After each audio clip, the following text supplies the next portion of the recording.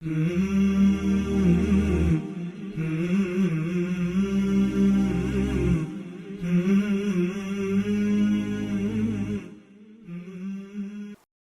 علیکم ورحمۃ اللہ وبرکاتہ۔ الحمد للہ رب العالمین والصلاة والسلام علی سید الانبیاء والمرسلین نبینا محمد وعلى آلہ واصحابہ اجمعین ومن تبعهم بإحسان إلى يوم الدين وأشهد أن لا إله إلا الله وحده لا شريك له وأشهد أن محمدا عبده ورسوله أما بعد۔ محترم مشاہدین اور مشاہدات، The Way of سلفیہ کی جانب سے منعقد کیے جا رہے اس دورے میں جس کا عنوان ہے نماز محمدی، آپ سب کا استقبال ہے۔ 5 ایپیسوڈ اور 5 دروس یا 5 مجلسیں اب تک ہو چکی ہیں اور یہ 6واں اور آخری ایپیسوڈ ہے انشاءاللہ اس دورے کا۔ اس سے پہلے ہم نے نبی صلی اللہ علیہ وسلم کے نماز کے طریقے کے تعلق سے تفصیلی گفتگو کی،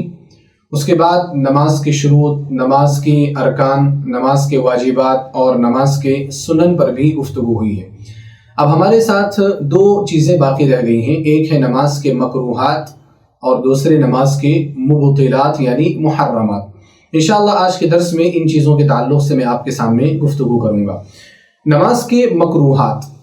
مکروہ بھی اللہ سبحانہ و تعالیٰ کی جانب سے بھیجے ہوئے احکام میں سے ایک حکم ہے۔ عام طور پر مکروہ کے بارے میں لوگوں کا یہ خیال ہوتا ہے کہ شریعت کی کوئی چیز مکروہ نہیں ہے، ایسا نہیں ہے۔ اصطلاح میں اصولیین کے یہاں، اصول فقہ کے ماہرین کے یہاں، مکروہ بھی اللہ سبحانہ و تعالیٰ کے احکام میں سے ایک حکم ہے، جس کا معنی کیا ہوتا ہے؟ اصولیین نے، فقہاء نے اس کی تعریف یہ کی ہے، مکروہ کس عمل کو کہا جاتا ہے؟ ما یثاب تارکہ امتثالا ولا یعاقب فاعلہ۔ مکروہ اس عمل کو کہا جاتا ہے جس کے چھوڑنے والے کو ثواب دیا جائے، جو جان بوجھ کر کے چھوڑے، شریعت کا حکم سمجھ کر کے چھوڑے کہ شریعت نے اس کو مکروہ قرار دیا ہے، لہذا میرے لیے اس کو کرنا درست نہیں ہے، یہ سمجھ کر کے اگر کوئی شخص مکروہ کو نہیں کرتا تو اس پر اس کو ثواب ملتا ہے۔ ولا يعاقب فاعلہ، لیکن اگر کوئی شخص مکروہ چیز کو انجام دیتا ہے تو اس کے کرنے والے کو سزا نہیں دی جائے گی، اس کے کرنے والا گناہگار نہیں ہوگا۔ یعنی خلاصہ یہ کہ مکروہ ایسے عمل کو کہا جاتا ہے کہ اس کو چھوڑ ہی دینا چاہیے، اس کا چھوڑ دینا ہی بہتر ہے، لیکن اگر کسی شخص نے اس کو کر لیا تو اس میں کوئی حرج کی بات نہیں ہے، وہ گناہگار نہیں ہوگا۔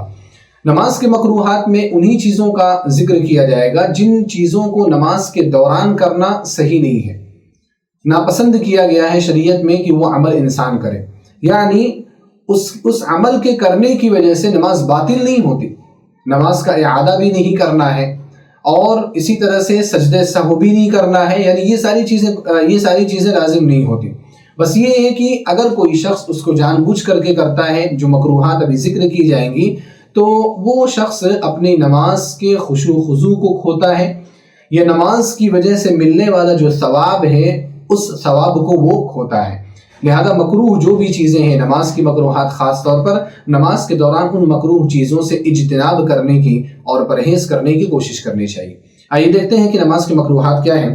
سب سے پہلا جو نماز کے مکروہات میں سے پہلا جو مکروہ ہے یعنی ناپسندیدہ عمل ہے، وہ ہے توجہ کا ہٹنا، جس کو علماء اور فقہاء التفات کہتے ہیں۔ نماز جب آپ پڑھیں اور آپ عام حالات میں ہوں، رکوع میں ہوں، سجدے میں ہوں، قیام میں ہوں، تو آپ کی نگاہ جو ہے وہ سجدے کی جگہ پر ہونی چاہیے،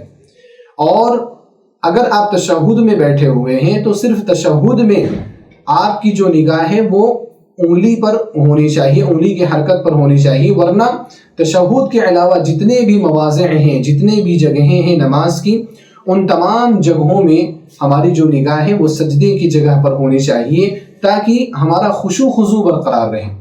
کنسنٹریشن برقرار رہے، توجہ ہماری برقرار رہے۔ اگر سجدے کی جگہ کو خاص نہ کیا جائے دیکھنے کے لیے تو انسان کی توجہ ہٹ سکتی ہے، ادھر ادھر بھٹک سکتی ہے، اور توجہ بھٹکنے کی وجہ سے ہو سکتا ہے بہت ساری چیزوں پر نظر پڑے اور وہ ہماری نماز کے خشوع خضوع میں فرق ڈالنے والی ہوں، یا ہمارے نماز کے ثواب میں کمی کرنے والی ہوں، لہذا اس کے لیے ضروری ہے کہ انسان توجہ نہ کرے۔ صحیح بخاری حدیث نمبر 751 میں ہے، حضرت عائشہ رضی اللہ تعالی عنہا روایت کرتی ہیں، آپ فرماتی ہیں، سألت رسول اللہ صلی اللہ علیہ وسلم عن الالتفات فی الصلاۃ، کہ میں نے اللہ کے رسول صلی اللہ علیہ وسلم سے نماز میں توجہ کرنے کے بارے میں پوچھا، یعنی نماز میں انسان ادھر ادھر اگر توجہ کرتا ہے، التفات کرتا ہے تو اس کا کیا حکم ہے؟ فقال، تو نبی صلی اللہ علیہ وسلم نے فرمایا هو اختلاس يختلسه الشیطان من صلاة العبد، یہ جو نماز میں ادھر ادھر توجہ کرنا ہے یہ ایک چوری ہے جس کو شیطان بندے کی نماز میں سے چرا لیتا ہے۔ تو اگر انسان ادھر ادھر توجہ کرتا ہے اپنی نگاہ کو یا اپنے بدن کو، اپنے جسم کو، تو شیطان اتنا حصہ جو ہے وہ نماز میں سے کم کر لیتا ہے یا نماز کے ثواب میں سے کم کر لیتا ہے۔ یہاں پر یہ جاننا ضروری ہے کہ جو توجہ کا ہٹنا ہے یا التفات ہے، فقہاء نے اور علماء نے اس کی 4 قسمیں کی ہیں، یعنی 4 قسم ہوتی ہے کہ انسان التفات کرے یا اپنی توجہ کو ادھر ادھر ہٹائے۔ پہلی قسم کیا ہے؟ پہلی قسم ہے کہ دلی توجہ کا ہٹنا، آپ کے ذہن کا بھٹکنا، یعنی آپ کی نگاہ سجدے کی جگہ پر ہی ہے، آپ ساری چیزیں صحیح طور پر ادا کر رہے ہیں، لیکن آپ اس کے ساتھ ساتھ اپنے دل کو حاضر نہیں کر پا رہے، آپ کا دل کہیں اور غائب ہے، آپ کا دل کہیں اور گم ہے۔ اس کو دلی توجہ کا ہٹنا کہا جاتا ہے، یعنی وسوسہ کا پیدا ہونا، اسی کو کہا جاتا ہے۔ صحیح مسلم حدیث نمبر 2203 میں ہے، عثمان بن ابی العاص رضی اللہ تعالیٰ عنہما روایت کرتے ہیں کہ وہ نبی صلی اللہ علیہ وسلم کے پاس آئے اور انہوں نے کہا، اے اللہ کے رسول صلی اللہ علیہ وسلم، ان الشیطان قد حال بینی وبین صلاتی وقراءتی یلبسها علی۔ اے اللہ کے رسول صلی اللہ علیہ وسلم کی شیطان میری اور میری نماز اور قرات کے درمیان حائل ہو گیا، یلبسها علی، اور شیطان میری نماز میں وسوسے پیدا کرنے لگا، شیطان قرات میں وسوسے پیدا کرنے لگا، تو میں کیا کروں؟ فقال رسول اللہ صلی اللہ علیہ وسلم، تو اللہ کے رسول صلی اللہ علیہ وسلم نے فرمایا، ذاک شیطان یقال له خنزب، وہ ایک ایسا شیطان ہے جس کو خنزب کہا جاتا ہے۔ زا کے فتحے کے ساتھ بھی علماء نے پڑھا ہے اور زا کے کسرے کے ساتھ بھی پڑھا ہے، یعنی خنزب بھی کہا ہے اور بعض اہل علم نے خنزب بھی کہا ہے۔ تو آپ صلی اللہ علیہ وسلم فرمایا وہ ایک ایسا شیطان ہے جس کا نام خنزب ہے یا خنزب ہے، یعنی جو نماز میں آ کر کے وسوسے پیدا کرتا ہے جو شیطان، اس کو خنزب یا خنزب کہا جاتا ہے۔ فَإِذَا أَحْسَسْتَهُ، آپ صلی اللہ علیہ وسلم فرمایا کہ جب تم ایسا محسوس کرو، شیطان کو محسوس کرو کہ وہ نماز میں آ کر کے وسوسے پیدا کرنے کی کوشش کر رہا ہے، فَتَعَوَّذْ بِاللَّهِ مِنْهُ، تو اللہ کی پناہ طلب کرو شیطان سے، یعنی فوراً جس حالت میں بھی آپ ہیں اعوذ باللہ من الشیطان الرجیم آپ پڑھنے لگ جائیں۔ وَادْفِنْ عَلَى يَسَارِكَ ثَلَاثًا، اور ساتھ ہی ساتھ اعوذ باللہ من الشیطان الرجیم پڑھنے کے بعد اپنی بائیں جانب آپ 3 مرتبہ تھوکو، یعنی تھتکارو۔ قال، فرماتے ہیں عثمان بن ابی العاص رضی اللہ تعالی عنہ، ففعلت ذلك، تو میں نے یہ عمل کیا، فاذهبه الله عني، تو اللہ سبحانہ وتعالی نے شیطان کے وسوسے کو مجھ سے دور کر دیا، شیطان کے وسوسے کو مجھ سے ختم کر دیا۔ تو صحیح مسلم کی اس روایت سے معلوم ہوا کہ شیطان کبھی کبھار آ کر کے وسوسہ بھی پیدا کرے گا نماز میں، اور کرتا ہی ہے کبھی کبھار۔ کیا ہماری نمازیں تو زیادہ ایسی ہی ہوتی ہیں جو شیطان کے وسوسوں کے ساتھ شروع ہوتی ہیں اور شیطان کے وسوسوں کے ساتھ ختم ہوتی ہیں۔ اب جب شیطان وسوسہ پیدا کر رہا ہے تو انسان کی توجہ ہٹ جاتی ہے، انسان کا دھیان جو ہے وہ نماز سے ہٹ جاتا ہے، اسی کو وسوسہ کہا جاتا ہے۔ تو وسوسہ بھی التفات کے اقسام میں سے ایک قسم ہے،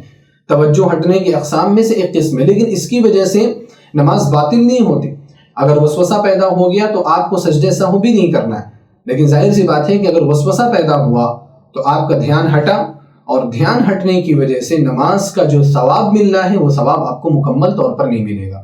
جتنا آپ اپنے ذہن کے ساتھ حاضر رہیں گے نماز میں، اللہ سبحانہ وتعالیٰ اسی کے ساتھ آپ کو اس کا ثواب عطا کرے گا۔ اسی لیے اللہ کے رسول صلی اللہ علیہ وسلم نے فرمایا کہ بعض لوگ نماز پڑھتے ہیں، ان کو نماز کا 10واں حصہ ملتا ہے، کسی کو 9واں حصہ ملتا ہے، کسی کو 8واں حصہ ملتا ہے،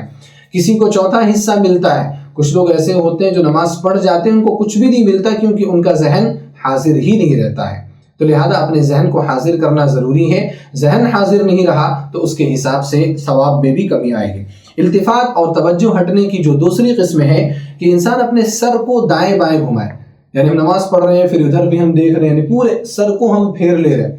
پھر کبھی ہم رائٹ کی طرف دیکھ رہے ہیں، کبھی ستون کو دیکھ رہے ہیں، کبھی آسمان کی چھت کو دیکھ رہے ہیں، کبھی کسی کو دیکھ رہے ہیں، کبھی کسی کو دیکھ رہے ہیں، پورا گردن گھما کر کے انسان التفات کرے۔ اگر کوئی شخص سر کو دائیں بائیں گھما کر کے التفات کرتا ہے، اس کی 2 حالتیں ہیں۔ پہلی حالت یہ ہے کہ کوئی انسان اس کو بغیر ضرورت کے کر رہا ہے، کوئی ضرورت نہیں، بس ایسے ہی نماز میں داخل ہوا اور اس طرح کی حرکتیں کرنے لگا، تو یہ عمل کیا ہے؟ مکروہ ہے۔ اور بسا اوقات اگر یہ کثرت، یعنی یہ عمل جو ہے یہ کثیر ہو گیا، یعنی زیادہ عمل آپ نے کیا، سر کو زیادہ آپ نے ادھر ادھر پھیرا، پورے جسم کے ساتھ اگر آپ پھر گئے تو کبھی کبھار آپ کی نماز باطل بھی ہو سکتی ہے۔ لیکن عام حالات میں اگر کوئی شخص سر کو گھما کر کے کبھی دیکھ لیا تو اس کی وجہ سے اس کی نماز مکروہ ہوتی ہے، نماز باطل نہیں ہوتی۔ دوسری حالت یہ ہے کہ کوئی انسان اپنے سر کو جو گھمائے وہ ضرورت سے گھمائے،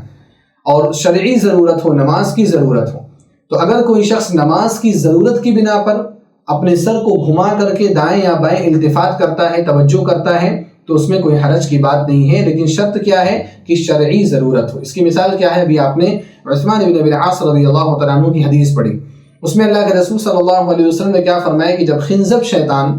آ کر کے وسوسہ پیدا کرے تو آپ کو دو کام کرنے ہیں۔ پہلا کام یہ کرنا ہے کہ آپ اعوذ باللہ من الشیطان الرجیم پڑھ لیں، اور دوسرا کام آپ کو یہ کرنا ہے کہ آپ اپنے بائیں جانب یعنی سر کو بائیں جانب گھما کر کے آپ 3 مرتبہ تھوکیں، 3 مرتبہ تھتکاریں۔ تو یہاں پر تھوکنے کا جو عمل ہوگا کیسے ہوگا؟ سر کو بائیں جانب گھما کر کے، تو یہاں سر کو گھمانا پایا جا رہا ہے، تو یہاں سر کو گھمایا جانا نہ تو نماز کو باطل کرے گا اور نہ ہی نماز کو مکروہ کرے گا۔ کیونکہ یہاں پر سر کو گھمایا جانا ایک ضرورت کی بنا پر، اور وہ ضرورت کیا ہے؟ وہ ایک شرعی ضرورت ہے۔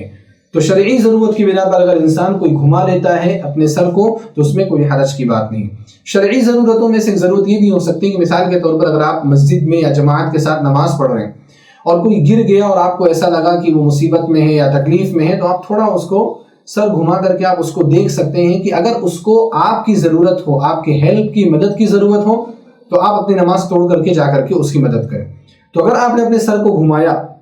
اس کو دیکھا، اور دیکھنے کے بعد آپ کو ایسا لگا کہ اس کو مدد کی ضرورت ہے، تو یہاں تو آپ نماز توڑ دیں گے، مسئلہ نہیں ہے۔ لیکن اگر آپ نے اپنے سر کو گھمایا اور دیکھا کہ نہیں، مجھے ایسا لگا تھا کہ کچھ مدد کی ضرورت ہوگی لیکن مدد کی ضرورت نہیں ہے، کوئی انسان کبھی لڑکھڑا گیا، گر گیا، پھر کھڑا ہو گیا اور آپ کی توجہ ادھر چلی گئی، تو اس کی وجہ سے آپ کی نماز مکروہ نہیں ہوگی، کیونکہ آپ نے جو سر کو گھمایا ہے ایک ضرورت کی بنا پر گھمایا ہے۔ تو سر کو دائیں بائیں گھمانا یہ التفات کی دوسری قسم ہے، اور اس کی تفصیل میں نے آپ کے سامنے بیان کر دی۔ اور یہاں ایک اور چیز بھی ہے کہ سر کو دائیں بائیں گھمانا جو ہے وہ شرعی ضرورت کی بنا پر جائز ہے۔ اس کی دلیل حدیث میں بھی موجود ہے، چنانچہ سنن ابو داؤد حدیث نمبر 2501 میں ہے۔ سہل بن حنظلیہ رضی اللہ تعالیٰ عنہ بیان فرماتے ہیں، کہتے ہیں کہ ایک مرتبہ فجر کی نماز کے لیے اقامت کہی گئی اور اللہ کے رسول صلی اللہ علیہ وسلم نے فجر کی نماز پڑھائی۔ آپ صلی اللہ علیہ وسلم جب نماز پڑھا رہے تھے، فجعل رسول اللہ صلی اللہ علیہ وسلم یصلی وهو یلتفت الی الشعب، آپ نماز پڑھا رہے تھے اور نماز کے دوران ہی آپ گھاٹی کو دیکھ رہے تھے، آپ گھاٹی کی طرف متوجہ ہو کر، پہاڑ کی طرف متوجہ ہو کر کے دیکھ رہے تھے۔ تو اللہ کے رسول صلی اللہ علیہ وسلم کا یہ عمل بھی جائز تھا، مکروہ نہیں ہے۔ وجہ کیا تھی؟ کیونکہ آپ صلی اللہ علیہ وسلم نے ایک صحابی کو رات میں نگرانی کے لیے بھیجا تھا، دشمن کی خبر لینے کے لیے بھیجا تھا، اور وہ صحابی واپس نہیں آئے تھے۔ فجر کی نماز شروع ہونے سے پہلے نبی صلی اللہ علیہ وسلم نے ان کے بارے میں پوچھا کہ وہ صحابی آئے یا نہیں آئے، پتہ چلا کہ نہیں، ابھی تک نہیں آئے ہیں، تو لوگوں میں ایک تشویش پیدا ہو گئی، لوگ پریشان ہو گئے، لیکن فجر کی نماز ہے، نماز تو پڑھنی ہے۔ تو لوگوں نے نماز شروع کی، لیکن نبی صلی اللہ علیہ وسلم کا جو ذہن ہے، آپ کی جو توجہ ہے ادھر ہی لگی ہوئی تھی، اسی وجہ سے آپ دیکھ رہے تھے کہ وہ اب آئے، تب آئے، یعنی اب آنے والے۔ تو یہاں پر بھی آپ علیہ السلام جو التفات کر رہے تھے، اپنی توجہ کو ادھر مبذول کر رہے تھے، تو اس کی ایک وجہ تھی، اور وہ وجہ کیا تھی؟ شرعی ضرورت تھی۔ اسی طرح اس کی ایک اور مثال بھی آپ دیکھیں کہ نبی صلی اللہ علیہ وسلم جب مرض الموت میں تھے، موت کی بیماری میں تھے، تو ایک مرتبہ نبی علیہ السلام نے حکم دیا تھا کہ ابو بکر رضی اللہ تعالیٰ عنہ لوگوں کو نماز پڑھائیں گے۔ تو ابو بکر رضی اللہ تعالیٰ عنہ لوگوں کو نماز پڑھا رہے تھے،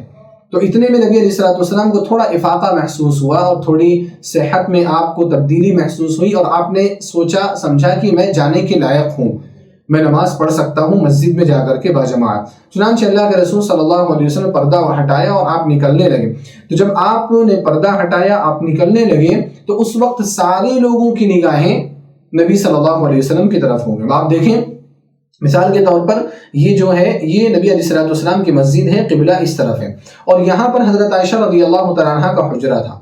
تو حضرت عائشہ رضی اللہ تعالیٰ عنہ کے حجرے سے نبی صلی اللہ علیہ وسلم باہر نکلے، سارے لوگ قبلے کی طرف متوجہ ہو کر کے نماز پڑھ رہے تھے، لیکن جیسے آپ نکلے تو سارے لوگوں کی نگاہیں کدھر ہو گئی؟ نبی صلی اللہ علیہ وسلم کی طرف ہو گئی، اور ان کے نگاہوں کے متوجہ ہونے کی بنا پر بھی یا باوجود بھی نبی صلی اللہ علیہ وسلم ان کو منع نہیں کیا۔ وجہ یہ تھی کہ وہ اللہ کے رسول صلی اللہ علیہ وسلم کی فرط محبت میں، شدت محبت میں وہ لوگ متوجہ ہو گئے، کیونکہ وہ نماز تو ضرور پڑھ رہے تھے، لیکن ان کی جو توجہ تھی وہ سب نبی صلی اللہ علیہ وسلم کی طرف تھی کہ آپ کا حال کیسا ہے، آپ کی بیماری کیسی ہے، آپ درست ہیں یا نہیں ہیں، آپ کی صحت کیسی ہے۔ تو جیسے وہ نکلے تو سارے لوگ نبی صلی اللہ علیہ وسلم کو دیکھنے کے لیے اپنی نگاہوں کے ساتھ متوجہ ہو گئے۔ تو اگر ایسی کوئی شرعی ضرورت ہے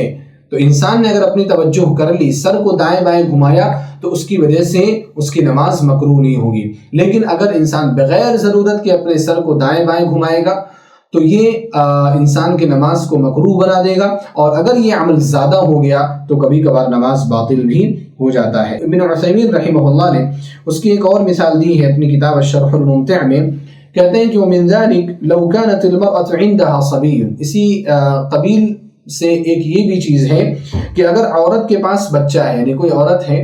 اور وہ نماز پڑھ رہی ہے اور اس کے ارد گرد کوئی بچہ ہے، وَتَخْشَى عَلَيْهِ، اور اس کو لگا کہ بچہ کسی مصیبت کا شکار ہو جائے گا، بچہ کوئی حرکت کر رہا ہے اور اس کو پتہ ہے کہ یہ حرکت اس کے لیے خطرناک ثابت ہو سکتی ہے، فَصَارَتْ تَلْتَفِتُ إِلَيْهِ، تو عورت اس کی طرف متوجہ ہونے لگے تو اس میں بھی کوئی حرج کی بات نہیں۔ فَإِنَّ هَذَا مِنَ الْحَاجَةِ وَلَا بَأْسَ بِهِ، ابن عثیمین رحمہ اللہ نے فرمایا کہ یہ جو التفات ہے، یہ توجہ، یہ حاجت کی بنا پر ہے، لہذا اس میں کوئی حرج کی بات نہیں ہے۔ تو یہ دو قسمیں ہوئی التفات کی، پہلی قسم دلی توجہ کا ہٹنا، دوسری قسم سر کو دائیں بائیں گھمانا، تیسری جو قسم ہے پورے بدن کے ساتھ متوجہ ہو جانا، یعنی آپ پورے بدن کے ساتھ آپ لیفٹ میں ہو جائیں، پورے بدن کے ساتھ آپ رائٹ میں ہو جائیں، پورے بدن کو ہی آپ موڑ لیں،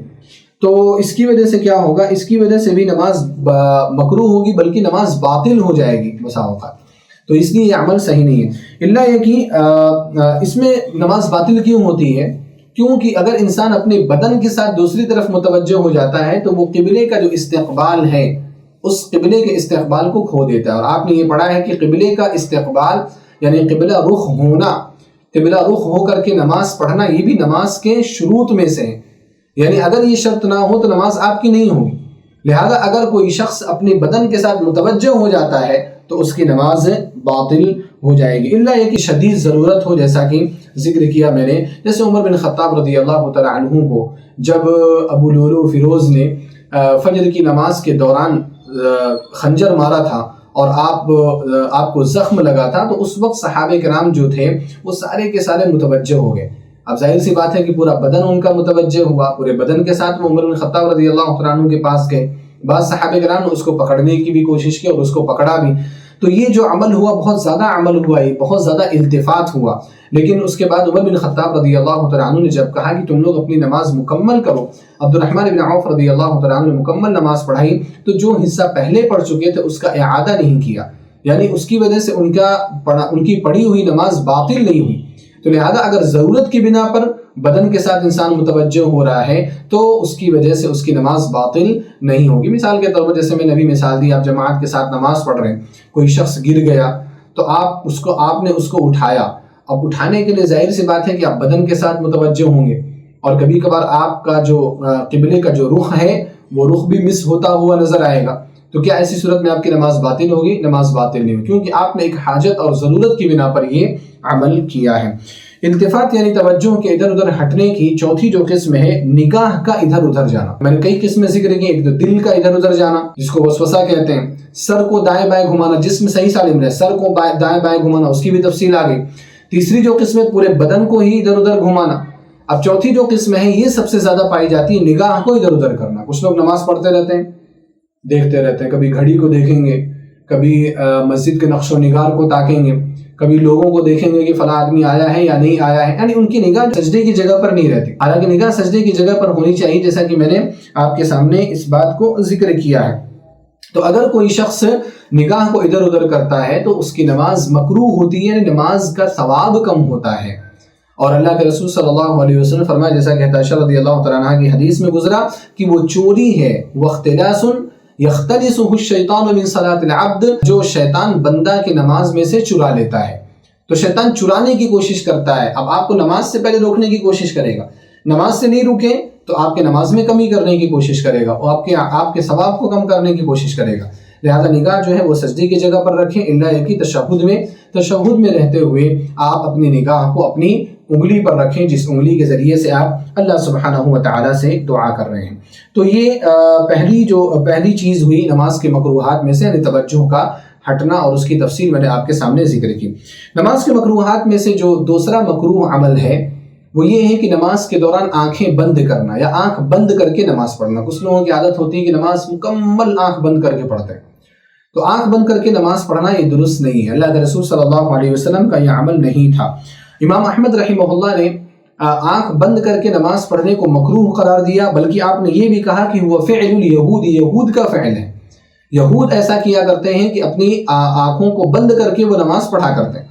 لہذا ہمیں یہود کی مشابہت نہیں کرنی چاہیے، بلکہ ہمیں آنکھ کھول کر کے نماز پڑھنی چاہیے۔ اللہ کے رسول صلی اللہ علیہ وسلم آنکھ کھول کر کے نماز پڑھا کرتے تھے۔ آنکھ کھول کر کے نماز پڑھنے کی ایک حکمت ہمیں یہ سمجھ میں آتی ہے کہ کبھی ہم نماز پڑھ رہے ہیں، لمبی نماز ہوتی ہے، کبھی کوئی موذی جانور آ گیا، کبھی کوئی چیز آ گئی جس کو دیکھنا ہمارے لیے ضروری ہے، جو ہمارے لیے نقصان دہ چیز بن سکتی ہے، تو ہم اس کے بارے میں مطلع رہیں،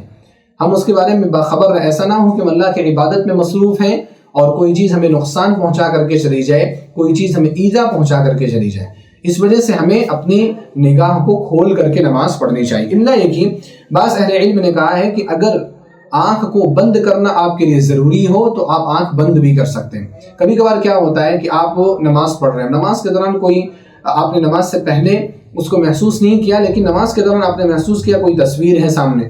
یا اسی طرح سے بچے اگر آ گئے گھر میں، آپ نماز پڑھ رہے ہیں، بچے آ گئے اور بچے شیطانی کر رہے ہیں،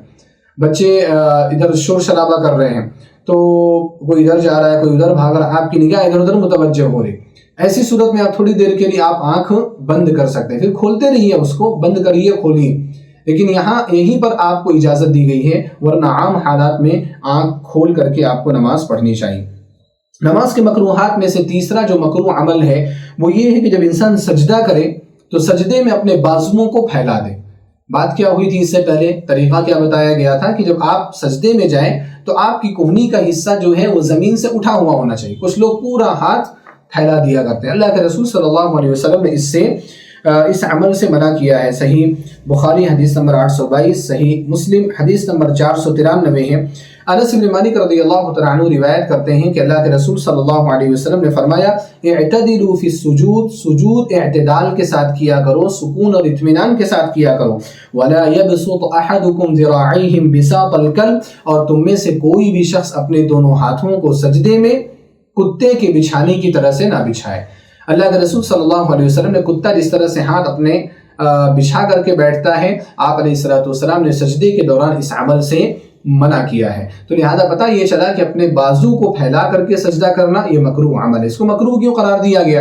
حالانکہ نبی علیہ السلام نے اسے منع کیا، نہیں کا صیغہ ہے، تو مکروہ اس لیے قرار دیا گیا کیونکہ کوئی ایسی دلیل ہمارے پاس نہیں ہے کہ اس عمل کی وجہ سے نبی علیہ السلام نے یا صحابہ کرام نے کسی کو سجدہ سہو کرنے کا حکم دیا ہو یا نماز کے بطلان کی بات کہی گئی ہو۔ تو لہذا نبی علیہ السلام نے منع کیا ہے، لیکن یہ چیزیں ہمارے پاس موجود نہیں ہیں، اس وجہ سے یہ ثابت ہوتا ہے کہ یہ عمل کیا ہے، مکروہ ہے۔ چوتھا جو مکروہ ہے نماز کے مکروہات میں سے وہ یہ کہ نماز کے دوران فضول کام کرنا جن کا تعلق نماز سے نہیں ہے۔ مثال کے طور پر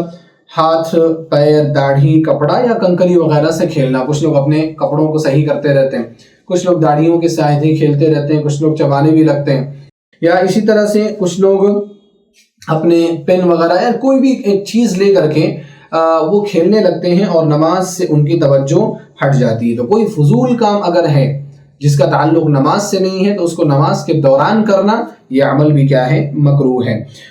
سنن ابو داؤد میں حدیث نمبر 945 ہے۔ ابو ذر رضی اللہ تعالیٰ عنہ روایت کرتے ہیں کہ اللہ کے رسول صلی اللہ علیہ وسلم نے فرمایا، اذا قام احدکم الى الصلاۃ، جب تم میں سے کوئی شخص نماز پڑھنے کے لیے کھڑا ہو جائے، فإن الرحمۃ تواجہہ، تو رحمت اس کے سامنے آتی ہے، اس کے اوپر آتی ہے، فلا یمسح الحصى، تو چاہیے کہ وہ کنکریوں سے کھلواڑ نہ کرے۔ اللہ سبحانہ وتعالیٰ کی رحمت اس کے اوپر نازل ہو رہی، لہذا وہ فضول کام نہ کرے، عبث کام نہ کرے، بیکار کام نہ کرے۔ اس حدیث کو شیخ البانی رحمہ اللہ نے ضعیف قرار دیا ہے، لیکن دیگر اہل علم نے اس کو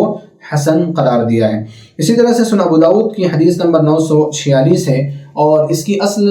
حدیث بخاری میں بھی موجود ہے۔ معیقیب رضی اللہ تعالیٰ عنہ روایت کرتے ہیں کہ اللہ کے رسول صلی اللہ علیہ وسلم نے فرمایا، لا تمسح وانت تصلی، کہ جب تم نماز پڑھ رہے ہو تو کسی چیز کو مسح مت کرو، کسی چیز کو چھوؤ مت، کسی چیز کے ساتھ کھیلو مت۔ فإن كنت لابد فاعلا فواحدة، آپ علیہ السلام نے فرمایا کہ اگر تمہیں ضرور کوئی عمل ایسا کرنا ہے تو ایک مرتبہ کرو، اور وہ عمل کیا ہے؟ تسویۃ الحصا۔ مثال کے طور پر ہم نماز پڑھ رہے ہیں اور سامنے کنکریاں آ گئی، اب ہم سجدہ کرنے جائیں گے تو وہ ہماری پیشانی پر چبھے گا، سجدہ کرنا ہمارے لیے مشکل ہوگا، سجدے کی دعائیں ہمارے لیے مشکل ہو جائیں گی، سجدے میں اعتدال پیدا کرنا مشکل ہو جائے گا۔ تو ایسی صورت میں ایک مرتبہ میں ان کنکریوں کو ہٹا دینے کی اجازت موجود ہے۔ جو کنکریاں ہیں، جو گندگی ہے، آپ ایک مرتبہ، ایسے کبھی کبھار کوئی کیڑا آتا رہتا ہے اور نماز پڑھ رہے ہیں، کوئی کیڑا ٹریول کر کے آپ کے پاس آ رہا ہے، تو آپ جب سجدے میں جانے لگے تو اس کو ایک بار ہٹا دیں۔ بار بار آپ یہ عمل نہیں کر سکتے، جب بھی آپ سجدے میں جا رہے ہیں پورا صاف کر کے جھاڑ کر کے آپ جا رہے ہیں، یہ عمل بار بار نہیں کر سکتے۔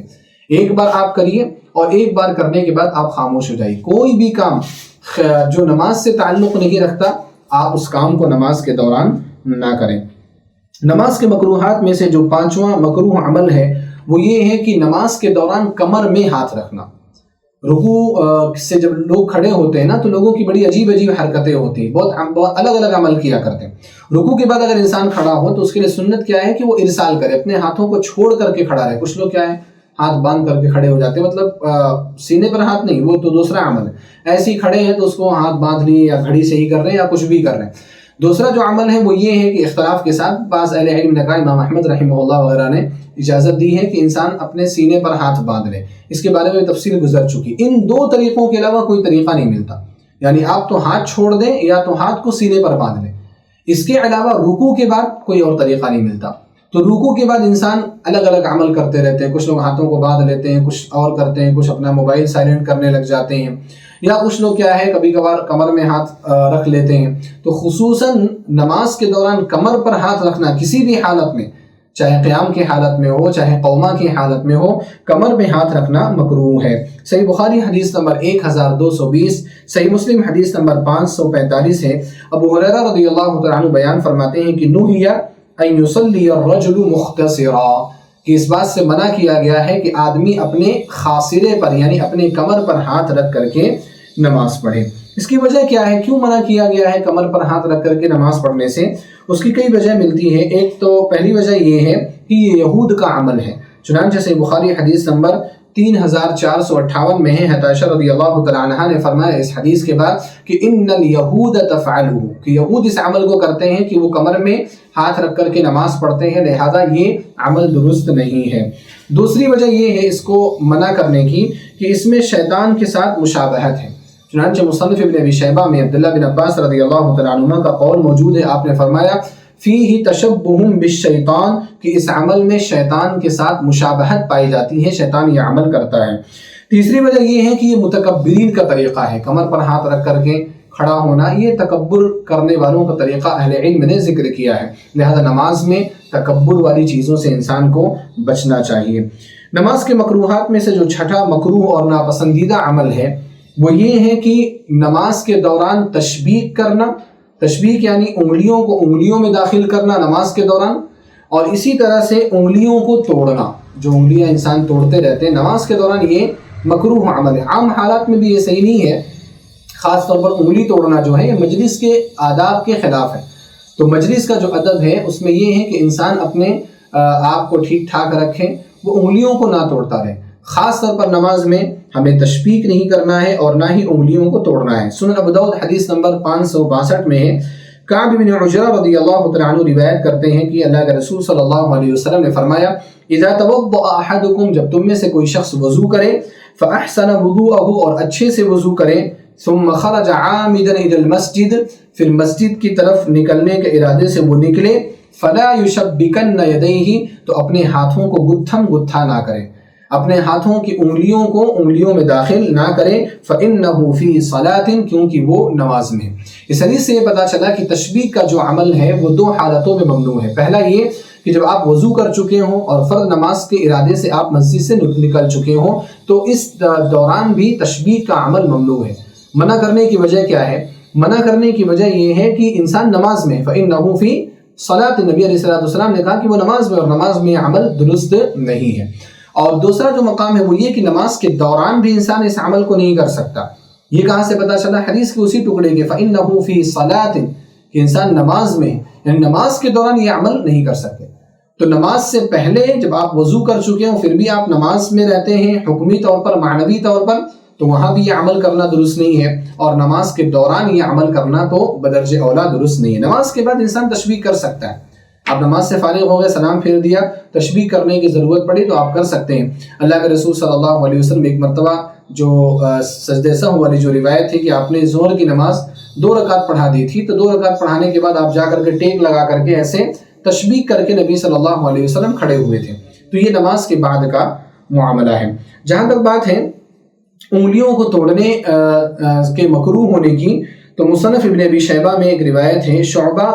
جو عبداللہ بن عباس رضی اللہ تعالیٰ عنہما کے مولا ہیں وہ روایت کرتے ہیں، آپ کہتے ہیں کہ میں نے ایک مرتبہ عبداللہ بن عباس رضی اللہ تعالیٰ عنہما کے پہلو میں نماز پڑھی، اور نماز پڑھتے پڑھتے میں نے اپنی انگلیوں کو دوران نماز توڑنا شروع کیا۔ فلما قضیت الصلاۃ، کہتے ہیں کہ جب میں نے اپنی نماز مکمل کر لی تو عبداللہ بن عباس رضی اللہ تعالیٰ عنہما ناراض ہوئے، کہنے لگے لا لک، ہلاکت ہو، افسوس ہے، تفقع اصابعک وانت فی الصلاۃ، نماز میں رہتے ہوئے تم اپنی انگلیوں کو توڑ رہے ہو۔ تو عبداللہ بن عباس رضی اللہ تعالیٰ عنہ کی ناراضگی بتاتی ہے کہ یہ عمل مکروہ ہے، پسندیدہ عمل نہیں ہے۔ نماز کے مکروہات میں سے جو 7واں مکروہ عمل ہے وہ یہ ہے کہ انسان پیشاب یا پاخانے کو روک کر کے نماز پڑھے۔ یہ بھی چیز درست نہیں ہے۔ اگر پیشاب آ رہی ہو تو انسان پہلے پیشاب سے فارغ ہو جائے، اسی طرح سے اگر اس کو پاخانہ آ رہا ہو تو اس سے بھی وہ فارغ ہو جائے، یا اسی طرح سے جو بھی چیزیں انسان کے توجہ کو نماز سے ہٹانے والی ہوں ان چیزوں کو پہلے کر لے اگر ان کے کرنے کی اجازت ہے۔ مثال کے طور پر کھانے کے بارے میں بھی ہے کہ اگر کھانا موجود ہو اور انسان کو بہت زیادہ بھوک لگی ہوئی ہو کہ اگر وہ نہیں کھائے گا اور نماز میں داخل ہو جائے گا تو پوری توجہ اس کی بریانی پر رہے گی، تو ایسی صورت میں وہ پہلے بریانی کھا لے، پہلے کھانا کھا لے اور اس کے بعد وہ نماز میں شامل ہو۔ صحیح مسلم کی حدیث نمبر 560 ہے، عائشہ رضی اللہ تعالیٰ عنہ روایت کرتی ہیں، فرماتی ہیں کہ اللہ کے رسول صلی اللہ علیہ وسلم نے فرمایا لا صلاۃ بحضرۃ الطعام ولا وهو يدافعه الاخبثان، کھانے کی موجودگی میں نماز نہیں ہوتی اور نہ ہی اس وقت نماز ہوتی ہے جب انسان کو پیشاب یا پاخانہ پریشان کر رہا ہو۔ تو نماز نہیں ہوتی کا مطلب یہ نہیں ہے کہ نماز باطل ہو جاتی ہے، نماز نہیں ہوتی کا معنی یہ ہے کہ نماز کامل نہیں ہوتی، نماز کو کمال حاصل نہیں ہوتا، یعنی اس کے ثواب میں کمی ہو جاتی ہے، اس وجہ سے اہل علم نے اس کو مکروہ قرار دیا ہے۔ اسی طرح سے سنن نسائی حدیث نمبر 852 ہے، عبداللہ بن ارقم رضی اللہ تعالیٰ عنہ روایت کرتے ہیں کہ اللہ کے رسول صلی اللہ علیہ وسلم نے فرمایا اذا وجد احدکم الغائط فلیبدأ به قبل الصلاۃ، جب تم میں سے کوئی شخص پیشاب یا پاخانے کی حاجت کو محسوس کرے تو چاہیے کہ وہ نماز سے پہلے اپنی اس حاجت کو مکمل کر لے۔ تو نماز کے مکروہات میں سے یہ 7واں مکروہ عمل ہے۔ نماز کے مکروہات میں سے 8واں اور آخری جو میں یہاں پر ذکر کر رہا ہوں، جو 8واں مکروہ عمل ہے وہ یہ ہے کہ شدید نیند کی حالت میں نماز پڑھنا۔ انسان نعسان ہو، اونگ رہا ہو یا اس کو نیند آ رہی ہے اور اس حالت میں وہ نماز پڑھنے کے لیے کھڑا ہو جائے، ایسا درست نہیں ہے۔ صحیح بخاری حدیث نمبر 212، صحیح مسلم حدیث نمبر 786 میں ہے، عائشہ رضی اللہ تعالیٰ عنہ روایت کرتی ہیں کہ اللہ کے رسول صلی اللہ علیہ وسلم نے فرمایا اذا نعس احدکم فی الصلاۃ، جب تم میں سے کوئی شخص نماز میں اونگنے لگے، فلیرقد، تو چاہیے کہ وہ سو جائے، حتی یذهب عنہ النوم، یہاں تک کہ نیند اس سے ختم ہو جائے۔ فإن احدکم اذا صلی وهو ناعس، کیونکہ اگر تم میں سے کوئی شخص نماز پڑھے گا اونگ کی حالت میں، لعلہ یذهب یستغفر فیسب نفسہ، تو ہو سکتا ہے کہ وہ اپنے لیے استغفار کرنے جائے لیکن وہ اپنے آپ کو گالی دے بیٹھے۔ تو اس حدیث سے پتہ یہ چلا کہ نبی علیہ الصلوۃ والسلام نے شدید نیند کی حالت میں نماز پڑھنے سے منع کیا ہے۔ تو اگر کوئی شخص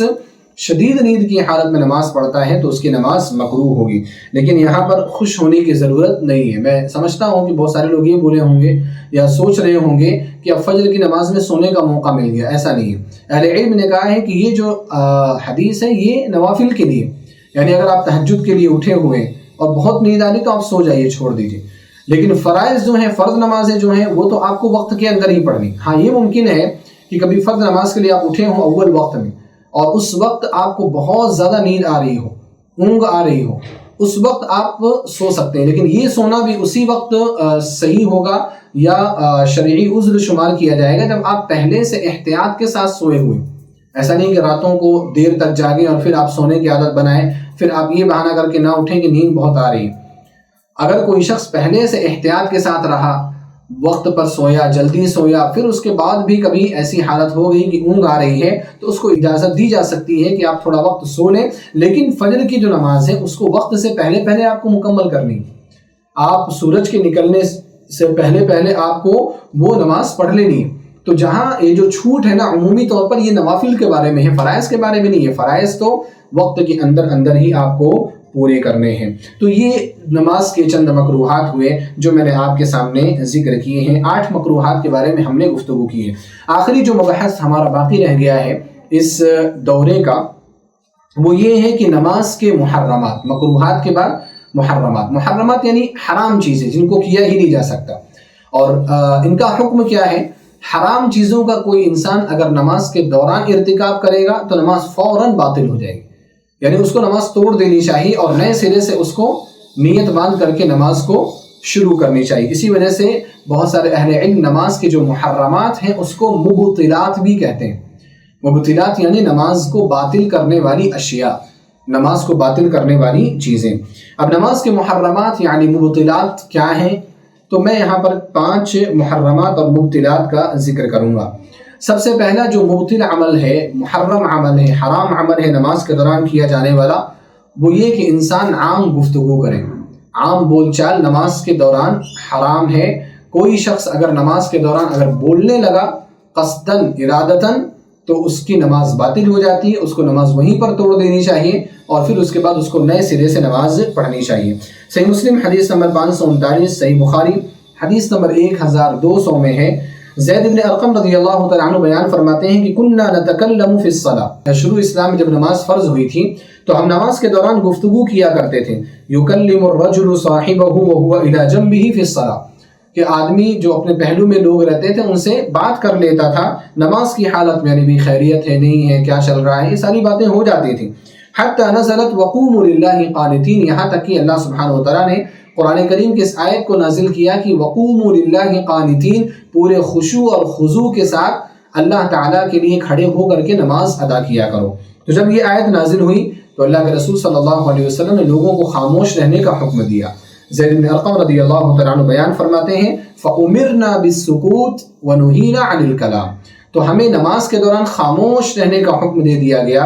اور آپسی جو بول چال ہے، آپسی جو کلام ہے، اس کلام کے کرنے سے ہمیں منع کر دیا گیا۔ تو لہذا اگر کوئی شخص نماز کے دوران بات کرتا ہے قصداً ارادتاً جان بوجھ کر کے تو اس کی نماز باطل ہو جائے گی۔ اس کو مبطلات میں اہل علم نے شمار کیا ہے، اس کو اپنی نماز کا اعادہ کرنا ضروری ہے اور لازم، الا ہے کہ اگر انسان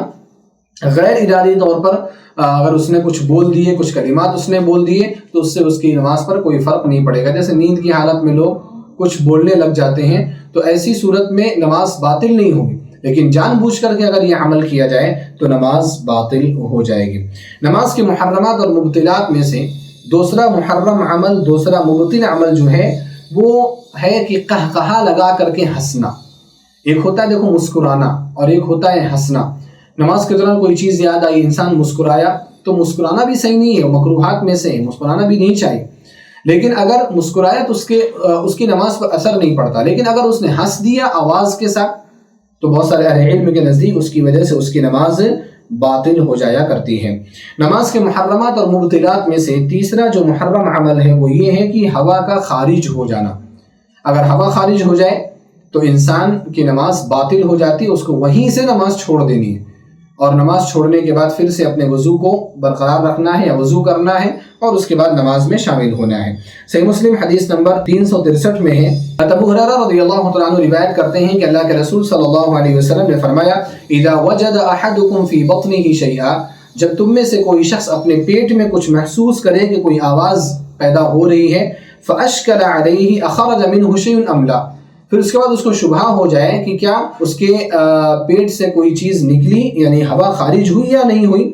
فلا یخرجن من المسجد، تو آپ علیہ السلام نے فرمایا کہ وہ ہرگز مسجد سے نہ نکلے حتی یسمع صوتا او یجد ریحا، یہاں تک کہ وہ آواز سن لے، یعنی ہوا کے خارج ہونے کی آواز سن لے یا بو کو محسوس کر لے۔ تو اگر آواز سن لیتا ہے، بدبو محسوس کر لیتا ہے یا اس کے علاوہ کسی اور طریقے سے اس کو یقین ہو جاتا ہے اس کی ہوا خارج ہو گئی، تو حدیث کا مفہوم یہ بتاتا ہے کہ اس کو نماز سے نکل جانا چاہیے۔ کیونکہ اس کی نماز باطل ہو گئی، یہ حرام عمل ہے، یہ آپ کے وضو کو باطل کر دیتا ہے۔ جب آپ کا وضو ہی نہیں رہے گا تو آپ کی نماز کہاں سے ہوگی؟ اس سے پہلے آپ نے پڑھا ہے کہ وضو کیا ہے؟ وضو نماز کے شروط میں سے ہے کہ اگر وضو ہے تو نماز پائی جائے گی، وضو نہیں ہے تو نماز کا پایا جانا ممکن نہیں ہے۔ نماز کے محرمات میں سے جو چوتھا محرم عمل ہے وہ یہ ہے کہ نماز کے دوران کچھ کھانا پینا، یعنی انسان اگر مثال کے طور پر کوئی چاکلیٹ رکھا ہوا ہے، تراویح کی نماز ہو رہی ہے، اب چاکلیٹ نکال کر کے وہ کھانے لگے، تو اگر کھانے لگے اور جان بوجھ کر کے یہ عمل اس نے کیا تو اس کی وجہ سے اس کی نماز باطل ہو جاتی ہے۔ اور اسی وجہ سے دیکھیں احتیاط کا تقاضا کیا ہے کہ انسان جب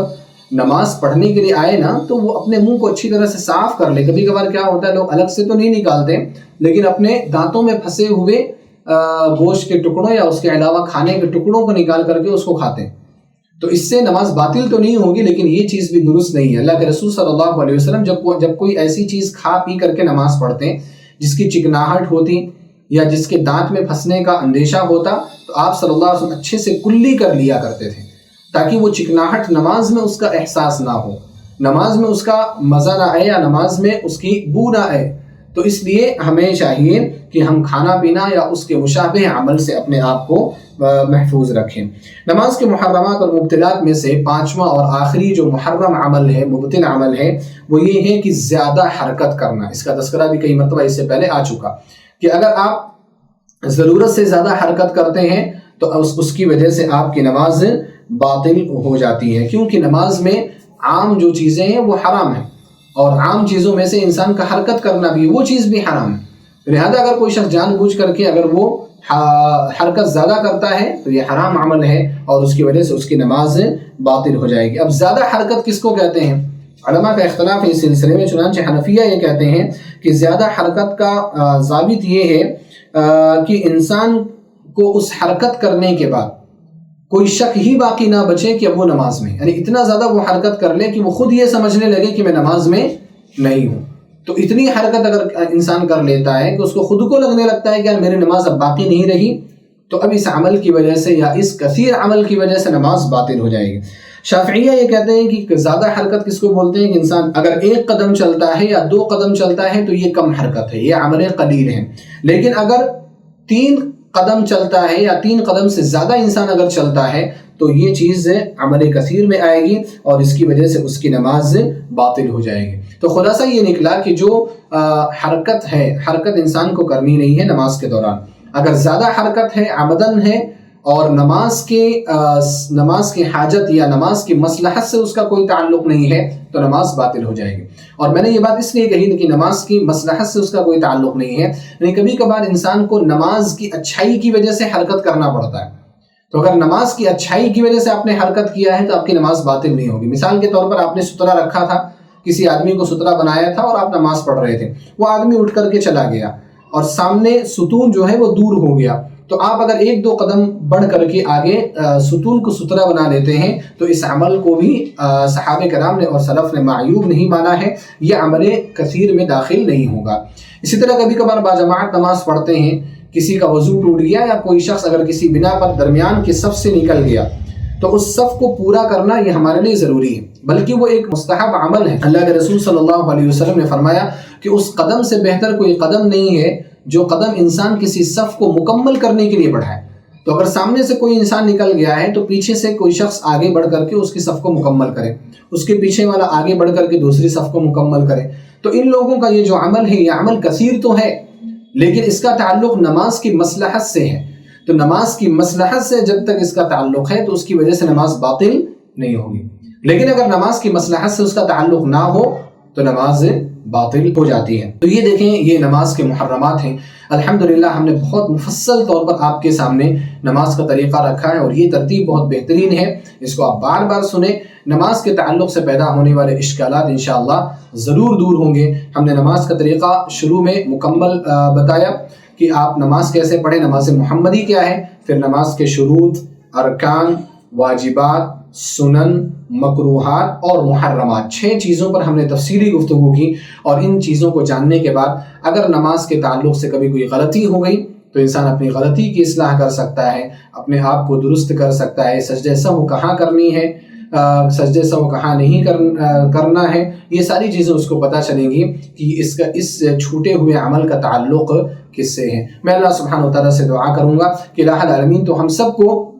اسی طرح سے نبی صلی اللہ علیہ وسلم کے نماز کے طریقے کو سیکھنے کی توفیق عطا فرمائے، اور محمد صلی اللہ علیہ وسلم کے بتائے ہوئے طریقے نماز کے مطابق ہی ہمیں نماز ادا کرنے کی توفیق عطا فرمائے۔ اسی طرح سے جتنی بھی عبادات ہیں، تمام عبادات محمد صلی اللہ علیہ وسلم کے بتائے ہوئے طریقے کے مطابق انجام دینے کی توفیق عطا فرمائے۔ آمین۔ وآخر دعوانا ان الحمد للہ رب العالمین، والسلام علیکم ورحمۃ اللہ وبرکاتہ۔